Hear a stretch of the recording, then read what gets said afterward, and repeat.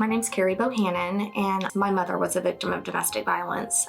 She was murdered by her husband in 2006.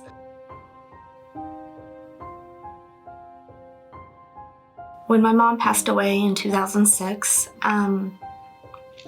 it was the hardest day of my life.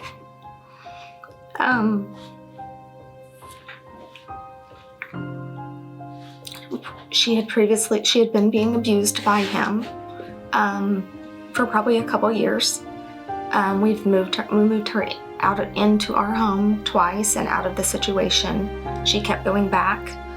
I think women feel trapped in the situation and it's hard to get away. And SafeNet gives them that help that they need, that extra push to just feel more confident to get out of the situation they're in. SafeNet is a safe haven for those that are overcoming the consequences of domestic violence, sexual assault, and or stalking.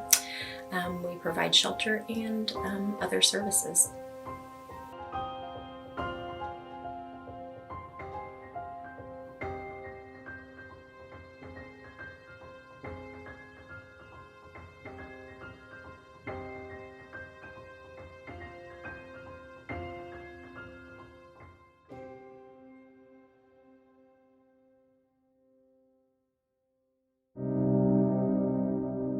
Donna M. Grabo, and I was the executive director of SafeNet Services for 30 years, so I was the founding director.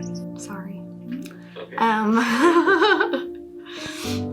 But I think sharing my story with other women that are going through the situation, or women hearing my story, brings it to real life, because they're just getting beat. And the end result is, yes, they can be being beat, but the end result could be that they could lose their life as well. And if I can keep any woman from losing their life like my mom did, I've done something in honor of my mom. So we had those that were making $65,000 a year, but their families didn't understand why they wanted to leave because he made such good money. So that they weren't supportive of them either, even though they were on the upper end. So it's not just the poverty level that comes through, it's all people that have been hurt. Because when you're living in a situation like that, that becomes your normal. And so it's not something that you think is abnormal. Somebody else might be like, whoa, that happened? Or people may perceive it different. Like I had mentioned, I almost jumped out of a moving vehicle. Before I would have thought, what kind of person does that, right? But it was because emotions were so heightened at that time that's how it ended up playing out. Just whatever you can do to escape that situation. And losing her made me want to reach out to women through SafeNet and say there is help out there and you can be protected. You can be safe again and confident again. And that's why SafeNet is so near and dear to my heart.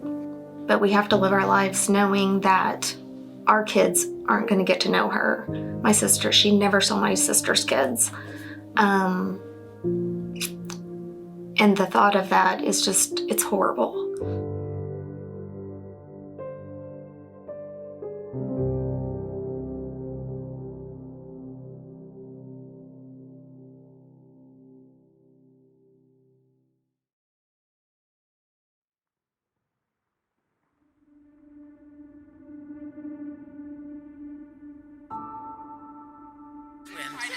You really have to learn to listen to your own tape and figure out who you are. And that's why I say don't get married too early. Just wait, because you're not really ready until at least 25. And then you really need to be independent, know who you are. So you have two strong people that are coming together to share their life and not be a vulnerable person. And that's what happens when you've been hurt. If you haven't learned how to assimilate that in your life and figure out what that means for you so that you can still have good self-esteem, then you go on and someone finds you because you're vulnerable.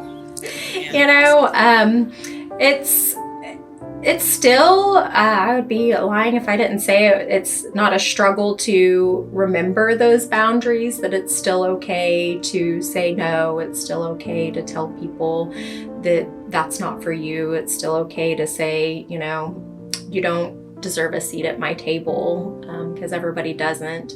But so, you know, even as you go through a healing journey, you have a tendency to revert back to what you've always known. And so that's always something that goes through my process. But it's been a lot more freeing knowing, it's very empowering knowing that it doesn't make you a bad person because I set a boundary. Because typically the people that don't want boundaries are the ones that need them the most. I would recommend to anybody that's in the situation is to find somebody that they trust, a friend, a relative, and let them help them come to SafeNet or another domestic abuse facility to guide them in the right direction. There's help out there, but sometimes they don't know that.